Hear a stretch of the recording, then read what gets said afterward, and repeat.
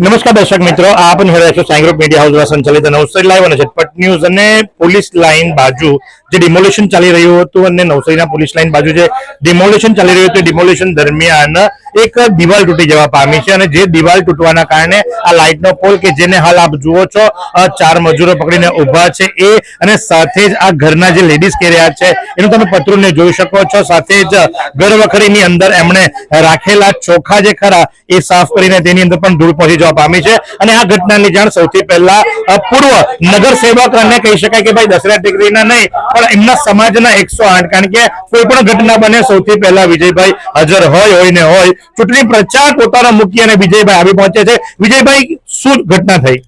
અમારા વિસ્તારમાંથી અત્યારે હું હાલમાં ઇટાળા ખાતે પ્રચારમાં જ હતો ને મારા વિસ્તારના કિરીટભાઈનો ફોન આવ્યો કે વિજયભાઈ આપણે ત્યાં પોલીસ લાઈનની દિવાલ તૂટી પડી. જે પોલીસ લાઈનમાં અત્યારે હાલમાં મલ્ટી સ્ટોરી બિલ્ડિંગ હતી તેને તોડતા બિલ્ડિંગ આ બાજુ પડતા આખી દિવાલ તૂટીને પડી. ત્યાં ઘરના બાજુમાં થોડાક પત્તા તૂટી ગયા, કોઈ દરવાજો. એક ભગવાનની કૃપાથી એક કામ સારું થયું કે કોઈને જાનહાનિ થઈ નથી. જે પ્રમાણે જણાવ્યા મુજબ કે કોઈને જાનહાનિ થઈ નથી. કોન્ટ્રાક્ટર અહીંયા છે, ડિમોલિશન જે કરી રહ્યા છે. ભાઈ, શું નામ છે આપનું? અસલમભાઈ. અસલમભાઈ, કેટલા દિવસથી કામકાજ ચાલે છે? 3 દિવસથી, આજે બીજો દિવસ છે. આ હિટાચી મશીનથી જ્યારે આ બ્રેક કરી રહ્યા હતા ત્યારે કઈ રીતે ઘટના બનવા પામી? એ તો આ ખાલી દિવાલ હતી ને કાચું બાંધકામ હતું જરા ધસી ગઈ દિવાલ જ, બસ બીજું કઈ નથી. એટલે જરાક દિવાલ ધસી તેમાં લાઇટનો પોલ બી તૂટી ગયો, જરાક દિવાલ ધસી એમાં આ રહ્યા પતરા પણ તૂટી ગયા, બરાબર ધુમાડો એટલો બધો જોરદાર થયો. સાગર નું કામ હતું ને એના માટે સાગર વાળું તો ઉડવાનું જ છે ભાઈ કામ. તો અત્યારે મહાનગરપાલિકાએ એક જાહેરનામું બહાર પાડ્યું છે કે કોઈ પણ પ્રકારની વાયુ પ્રદર્શન કરે તે જગ્યા પર ગ્રીન નેટ બાંધવાની હોય છે. ક્યાં બાંધી છે? એટલે આગળ બાંધેલી છે અમે આ બાજુ. આ ભાઈ બાંધી એટલે કોન્ટ્રાક્ટ લઈ લેવાનો, એક બાજુ નેટ બાંધવાની, બીજી બાજુ જય સિયારામ. ચાલે ને? ચાલો કઈ નહીં કરવાનું. આમને જે નુકસાન થયું એનું શું થયું? તો હું ભરપાઈ કરી અને કદાચ કોઈને જાનહાનિ થઈ હોત તો એવું કરીએ જ નહીં ને, જાણવાની એવું થાય. આ નહીં કરીએ તો આ થયું તેનું શું? એ તો હું ભરપાઈ કરી આપીશ. કઈ તમે જો એ પ્રમાણે કે કેટલા આરામથી કહી દેશે કે જે થયું તેની ભરપાઈ કરી આપીશ, પણ જો જાનહાનિ થઈ હોત તો શું કરશો?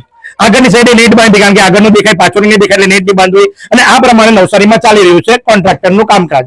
એટલે મૂળ કહેવાનો ભાવ છે કે ગરીબનો જીવ જાય તો એની કોઈ વેલ્યુ નથી, પણ અમીરને દેખાવું સારું જોઈએ. અત્યારે આ પરિસ્થિતિ તમે જુઓ કે આ કઈ ઘટના બનવા પામી છે. આ તમે ઘરનું પતરું જુઓ અને એ બેન ક્યાંના બૂમાબૂમ કરે છે એમની વાત સાંભળીશું. પાછા મને કહે છે કે હવે તમે યાર બંધ કરો. શું કામ બંધ કરી રહેલા? શું કામ બંધ કરું? પણ હું શું કામ બંધ કરું? શું કામ સફાઈ કરી રહેલો છું હું અહીંયા, ભરપાઈ કરવા બેસેલો છું. એમનું કેવું એમ છે કે હું ભરપાઈ કરું છું, બરાબર, હું સફાઈ કરાવી રહ્યો છું. હવે તમે આ પરિસ્થિતિ જુઓ, એમનું ઘર જુઓ અને એમના ઘરની હાલત જુઓ અને એમની પરિસ્થિતિ જુઓ. કંટ્રોલ માંથી કદાચ ચોખા લાવીને ખાનાર વ્યક્તિને કેવી પરિસ્થિતિ થઈ છે. બેન, શું ઘટના બનવા પામી? આપ જેવું કર્યું તો બધું મારા રોટલા પર આવ્યું. એ તો હું અહીં જ બેઠેલી એટલે મરી જતે. તમારી સાથે તો એ લોકો લાવી આપવાના હતા. કાલનું અમે એ લોકોને કહીએ કે તમે કઈ બાંધો ને ધીમે ધીમે પાડો. એ લોકો કાલે અઠોડાથી તોડતા હતા ને આજે આનાથી તોડવા લાગ્યા. એ લોકો ધીમે ધીમે તોડું છે ને આ ત્રીજા માળ બેહી પડે એટલે કે બેહી રહે. એ લોકો આટલું બધું જોરમાં પડ્યું ને હું અહીંયા હતા તો મરી જ ગયો હતો. અત્યારે તમારું કોણ બેલી હતું?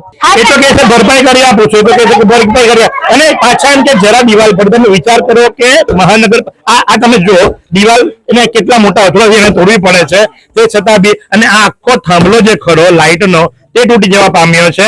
અને તે છતાં બી કે છે કે ભાઈ જરાક દિવાલ પડી અને બાંધ્યું છે. ક્યાં બાંધ્યું છે? આગળની સાઈડે. એટલે આગળની સાઈડે લોકોને બતાવવાનું, પાછળ જે આ સામાન્ય વ્યક્તિ રહે છે એ લોકોનો કોઈ જીવ નથી એવું મને લાગી રહ્યું છે. તો આ જ પ્રમાણની આવી અવનવી ઘટના માટે નિહાળતા નવસારી લાઈવ અને Zatpat news camera person Sai Rajput સાથે હું મહેશ ભટ્ટ.